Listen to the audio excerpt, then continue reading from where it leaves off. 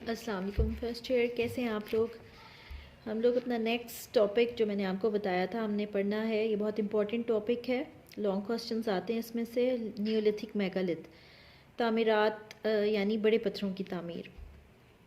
چھوٹی موٹی تعمیرات تو انسان نے کافی عرصے سے کرنا شروع کر دی تھیں، جیسے کہ ہم دیکھ رہے ہیں کہ نیولتھک دور کے ساتھ ہی انسانوں نے جھونپڑیاں بنانا شروع کر دیں، اور عارضی رہائش گاہیں بھی تھیں۔ سردیوں کے اندر یہ لوگ کیوز کے اندر واپس چلے جاتے تھے، اور گرمیوں میں یہ سرکنڈوں کی اور لکڑی کی بنی ہوئی جھونپڑیاں جو کہ انہوں نے اپنے شکار کے لیے اور دریاؤں کے کنارے مچھلی وغیرہ پکڑنے کے لیے بنا لی تھیں۔ لیکن جو ہے اب ہم جن میگالتھ کے بارے میں یا بڑے پتھروں کی تعمیرات کے بارے میں پڑھیں گے، ان میں جو ہے جو سب سے پہلی بلڈنگ جو سب سے پہلے تعمیر کی گئی ایک پتھر کی تعمیر جس کے بارے میں ہم پڑھیں گے وہ ہے منہر۔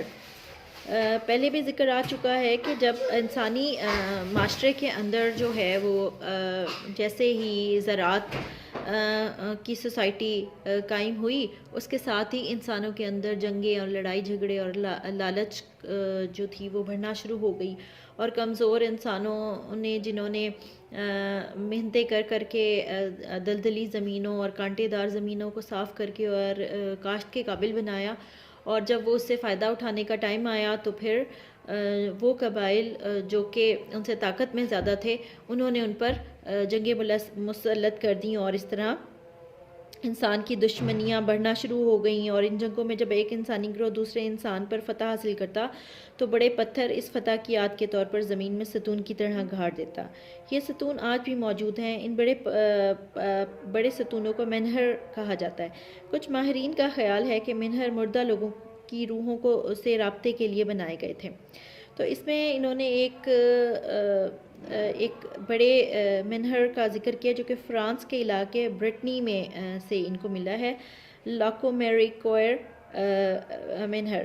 یہ 65 فٹ اونچا ہے۔ اس پورے کا وزن 342 ٹن ہے۔ اب یہ ٹوٹ کر 5 حصوں میں بڑھ چکا ہے۔ حیرانی کی بات یہ کہ اس منہر جیسا پتھر فرانس میں کہیں نہیں پایا جاتا، اور اب تک معلوم نہیں ہو سکا کہ کتنی دور سے یہ پتھر لایا گیا تھا۔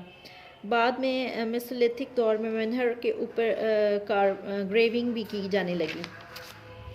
تو یہ جو ہے پتھر یہ اس علاقے میں موجود نہیں ہے، بلکہ باہر سے کہیں سے لا کے اور اس کو یہاں پہ گاڑا گیا تھا، اور یہ انسان کی ایک سٹائلائزڈ شکل میں یہاں پہ موجود ہے۔ یہ بت کی شکل میں بنے ہوئے منہار فرانس میں خاصی تعداد میں پائے گئے ہیں۔ برٹنی میں واقع چند غاروں میں اس طرح کے منہر بنے ہوئے ہیں جس پر عورت کی شکل میں ریلیف بنی ہوئی ہے۔ اس کے چہرے اور جسم کے درمیان موتیوں کے ہار کی لڑیاں بنا کر انہیں الگ دکھایا گیا ہے۔ اس بارے میں زیادہ تفصیل تو ہموار سطح پر لائن کھرچ کر بنائی گئی، صرف ناک اور چھاتی کو ریلیف میں بنایا گیا، یعنی تھوڑا سا ابھار کے بنایا گیا۔ تو جو تھا اس زمانے کے لوگوں میں، یعنی نیولتھک دور کے اندر کے انسان کو اتنا پتہ چل چکا تھا کہ کس طرح اپنی فتح کی سیلیبریشن کے لیے یا نشانی کے طور پر وہ ایک بڑے پتھر کو جو ہے گاڑ کر اور اپنی فتح کا نشان بنا سکتے ہیں۔ دوسری ڈولمن ہے۔ یہ پرانی قبروں کو ڈولمن کہا جاتا تھا۔ بڑے بڑے پتھر سے بنے ہوئے میگالتھ کی دوسری قسم ہے، اور اس میں یہ کیا جاتا تھا کہ زمین کے اندر گھڑا کھود کر مردے کو دفن کرتے تھے، اور پھر اس کے سرہانے اور پاؤں کی طرف بڑے بڑے پتھر گاڑ دیتے تھے، اور ان کے اوپر ایک اور پتھر رکھ کر قبر کو ایک طرح کی چھت ڈال دیتے تھے۔ اس طرح ڈولمن تیار ہو جاتے تھے۔ بعد میں یہ اجتماعی قبروں کے طور پر بھی استعمال ہوئیں ایسی قبریں، یعنی کہ سنگل پرسن کی قبریں تو ملی ہیں، لیکن ایسی بھی بہت ساری قبریں ملی ہیں جن میں 50 لوگوں کو ایٹ اے ٹائم جو ہے ڈولمنز کے اندر ڈالا گیا۔ اس طرز کی ڈولمن میں پہلے گزرنے کا راستہ بنایا جاتا ہے، اس کے بعد ایک بڑا کمرہ بنایا جاتا ہے جس کے چھوٹے چھوٹے حصے ہوتے ہیں۔ اس سارے ڈولمن کے اوپر مٹی ڈال کر ایک پہاڑی کی صورت میں بنا دیا جاتا۔ متعدد ایسی پہاڑیاں ساری دنیا میں پھیلی ہوئی ہیں، اور روز بروز کھدائی کے بعد منظر عام پر آ رہی ہیں۔ ان ڈولمن کے معماروں کے پاس کچھ تو اوزار ہوں گے ایسے کہ جن کی وجہ سے انہوں نے بڑی صفائی کے ساتھ کون اور اسکوئر اور مستطیل شکلوں میں جو ہے ان کو اس طرح بنایا کہ یہ بنیادی طور پہ ایک جو ہے زمین دوز عمارت کی شکل اختیار کر گئے ہیں۔ اور ان کے مطابق پتھر بھی گاڑے گئے تھے۔ برٹنی میں 4000 BC میں تعمیر کی گئی کچھ قبریں ہیں جن کی چھت اس دور کے حساب سے بہت حیرت انگیز طریقے سے ڈالی گئی ہیں۔ اس طرز سے پتھر ایک دوسرے کے اوپر رکھے گئے کہ نیچے والے پتھر سے اوپر والا پتھر تھوڑا سا باہر نکلا ہوتا تھا، اس طرح سے ایک محراب بن جاتی تھی جسے کال بیلنگ محراب کہتے تھے۔ کال بیلنگ محراب اپنی طرز کا پہلا نمونہ تھی، اور اس طرح کی قبریں یورپ میں اٹلانٹک سمندر کے کنارے پائی گئی ہیں، لیکن طرز تعمیر میں ڈیزائن کا فرق یقیناً وہاں پائے جانے والے پتھروں کی مختلف نوعیت کے باعث ہے۔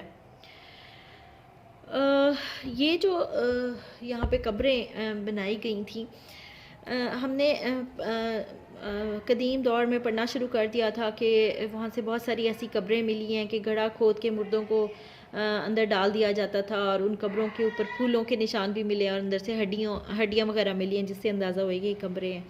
جو وقت آگے کی طرف جا رہا تھا، انسان کو بہت ساری چیزوں کے بارے میں نالج بھی آ رہا تھا، بہت سارے اس نے ہتھیار بھی ایسے بنا لیے تھے جن سے وہ ڈفرینٹ قسم کے کام کر سکتا تھا۔ تو یہ جو پرانی قبریں جن کو ڈولمن کا نام دیا گیا ہے، یہ بھی انسانی ذہانت کی ایک مثال ہے، جس کے اندر انہوں نے یہ کیا کہ ایک مردے کو دفن کر کے اس کے پاؤں اور اس کے سرہانے جو ہے کھڑے ہوئے پتھر گاڑے، اور پھر ان کے اوپر ایک چھت نما پتھر ڈال کے اور سلیب ڈال کے اور ایک چھت سی بنا دی۔ اور اس کے علاوہ وہ کہہ رہے ہیں کہ ایسی بھی بہت ساری ڈولمنس ملی ہیں جن کے اندر 50 لوگوں کو ایٹ اے ٹائم جو ہے وہ دفن کیا جاتا تھا، یعنی گڑھا کھودنے کے بعد پھر اس کے اندر ہی ایک عمارت ٹائپ جو ہے وہ بنا دی جاتی تھی، جس کے اندر چھوٹے چھوٹے کمرے بنائے جاتے تھے اور مختلف لوگوں کو دفن کیا جاتا تھا۔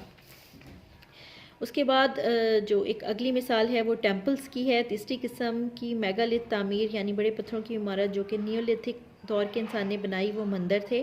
ایسے مندر جزائر مالٹا میں دریافت ہوئے ہیں اور گوزو کے قریب واقع ہیں۔ ان کی خاص بات یہ ہے کہ یہ اس قسم کی پہلی عمارت تھی۔ اس طرح بنائے گئے 16 مندر 3000 BC سے پہلے بننے شروع ہوئے اور 2200 BC تک ان کی تعمیر کو ترک کر دیا گیا۔ یہ مندر بڑے بڑے پتھروں سے تعمیر کیے گئے تھے۔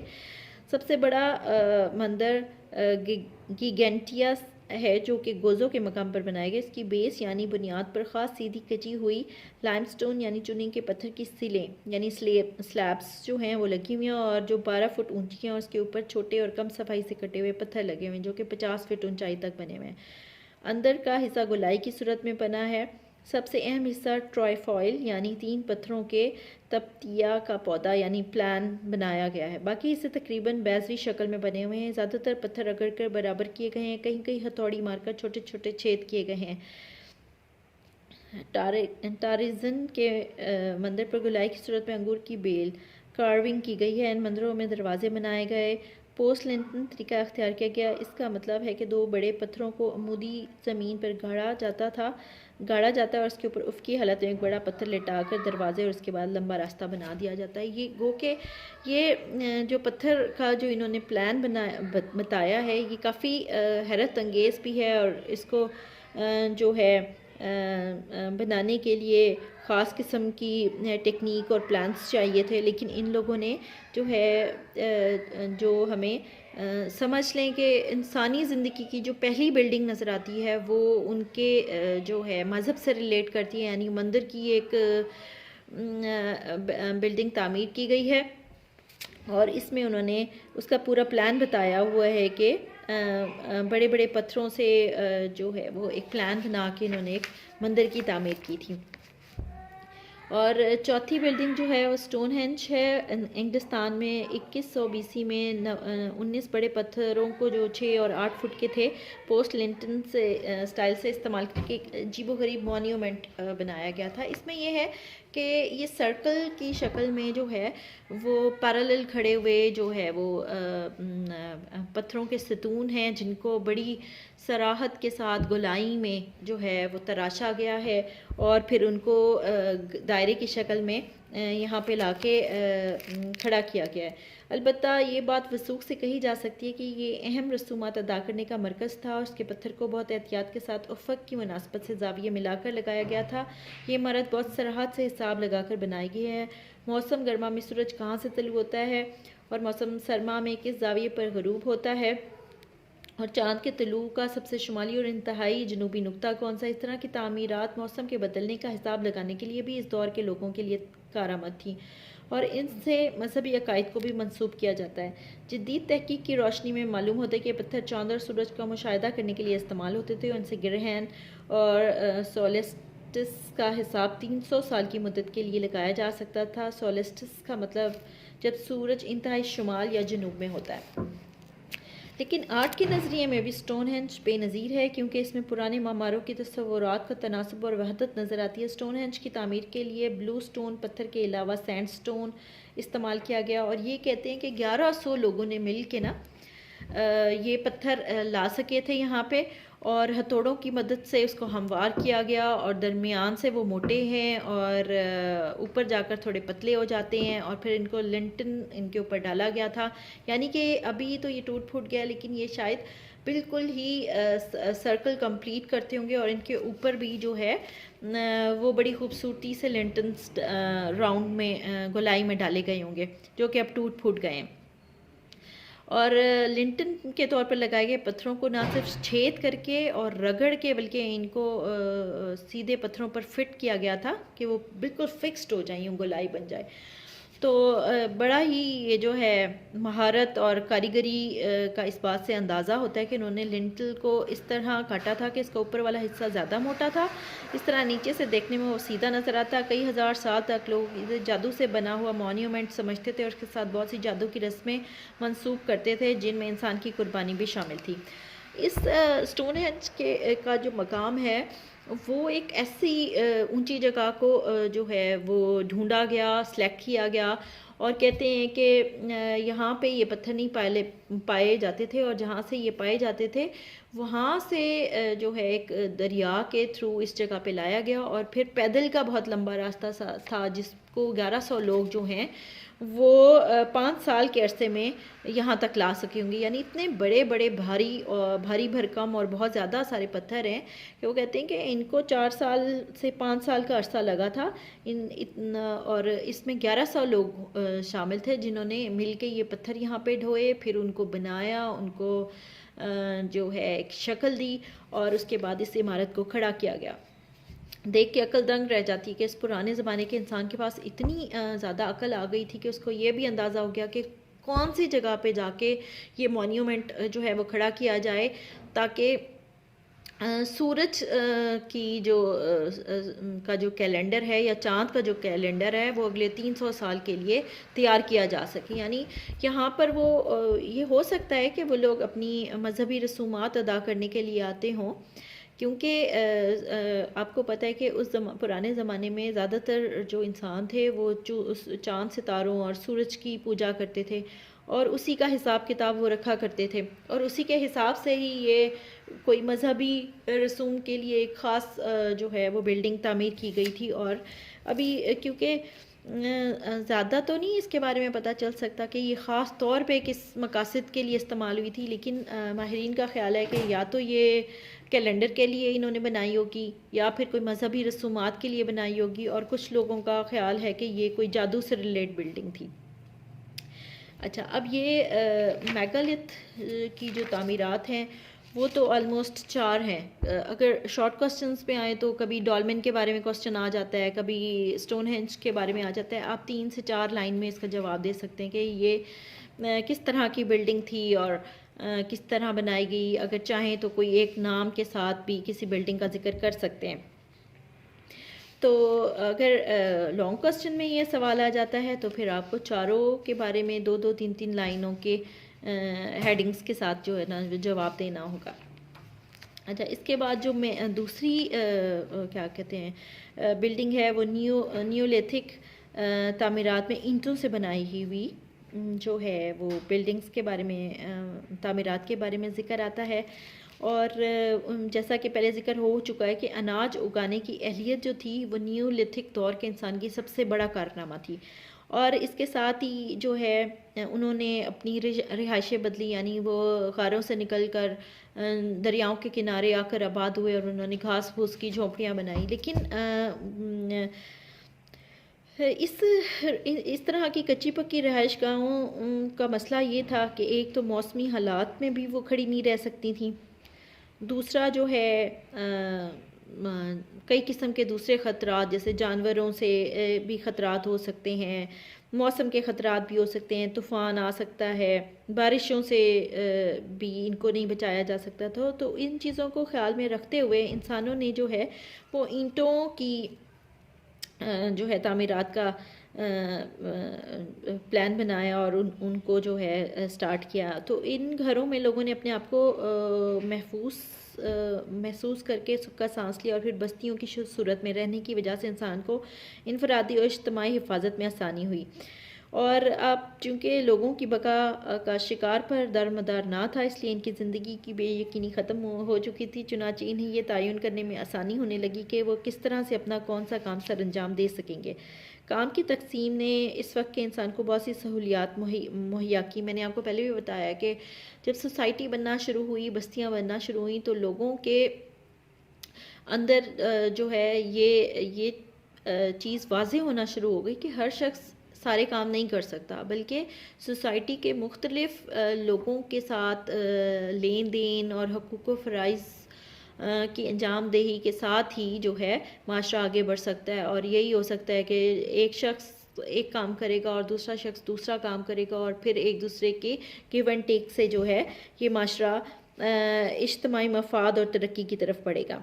تو اسی طرح جو ہے جب لوگوں نے اپنی ضروریات کو ایک دوسرے کے ساتھ شیئر کرنا شروع کیا تو اور مختلف پیشے اپنائے، تو اس طرح شہر جو تھے وہ گاؤں، بستیاں اور علاقے جو ہیں وہ وجود میں آئے۔ اور دنیا کے سب سے پرانے شہر ترکی میں واقع چتل حیوک، اردن میں جریکو اور عراق میں جرمو جیسے جو ہیں وہ شہر دریافت ہوئے ہیں۔ جرمو حال ہی میں تھوڑا سا کھودا گیا ہے۔ یہ شہر انسان کے ماضی اور حال کے درمیان ایک اہم کڑی ہے، ان سے انسان کے ماضی اور حال کی وابستگی کا پتہ چلتا ہے۔ جریکو جو ہے ایک سٹی کا نام ہے، یہ ایک 9000 BC میں دریائے اردن کی وادی میں واقع اونچی ہموار سطح پر ایک نہ سوکھنے والا چشمہ تھا، اور ایک چھوٹا سا گاؤں آباد ہوا اس چشمے کے ساتھ ہی۔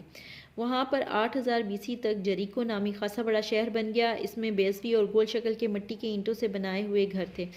ہم نے چکور گھر اور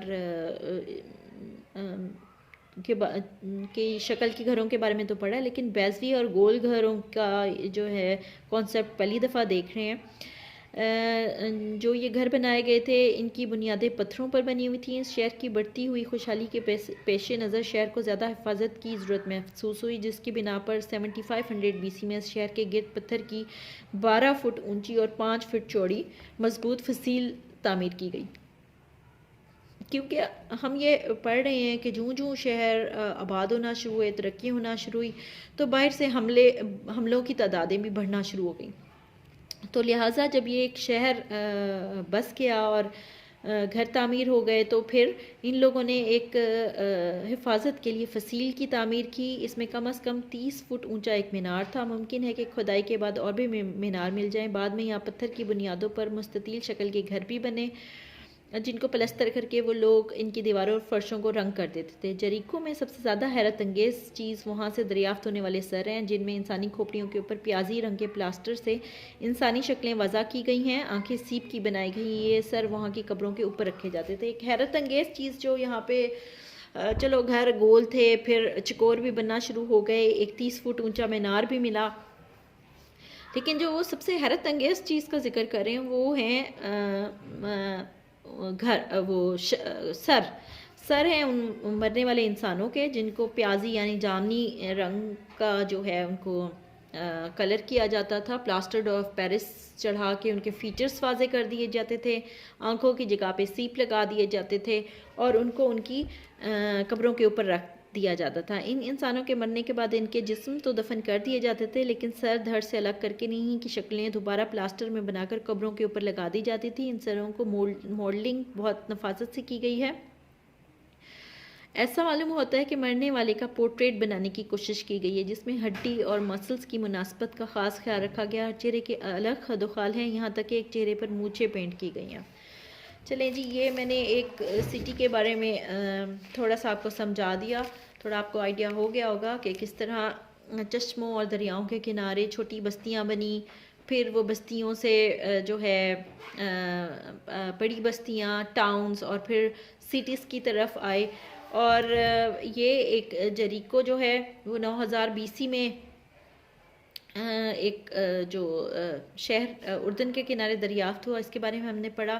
اور اس کے بعد ہم ایک جو دنیا کا سب سے مشہور ترین پرانے زمانے کا جو شہر ہے 7000 BC میں جس کی تاریخ شروع ہوئی اور یہ 800 سال تک رہا، وہ چتل ہیوک ہے. یہ شہر جو ہے وہ ترکی کے اندر جو ہے اس کے آثار ملے ہیں. اس کے بارے میں ہم ریڈنگ کریں گے، پڑھیں گے. اور یہ ایک باقاعدہ ایک بہت ہی ترقی یافتہ شہر بن چکا تھا، جس کے اندر جو ہے ان کے مندر بھی تھے، ان کے گھروں کا سسٹم بھی تھا، سوسائٹی بھی ایک دوسرے کے ساتھ کس طرح رہتی تھی، کون کون سے آرٹ اینڈ کرافٹ کیے ان لوگوں نے، یہ سارا ہم پڑھیں گے انشاءاللہ. اور ابھی تک کے لیے اتنا کافی ہے، اور اس کو بہت اچھی طرح سے ساتھ ساتھ یاد کرتے جائیے گا، کیونکہ جیسے ہی آپ لوگ واپس آئیں گے آپ لوگوں کے ایگزامز ہونے ہیں. اوکے جی.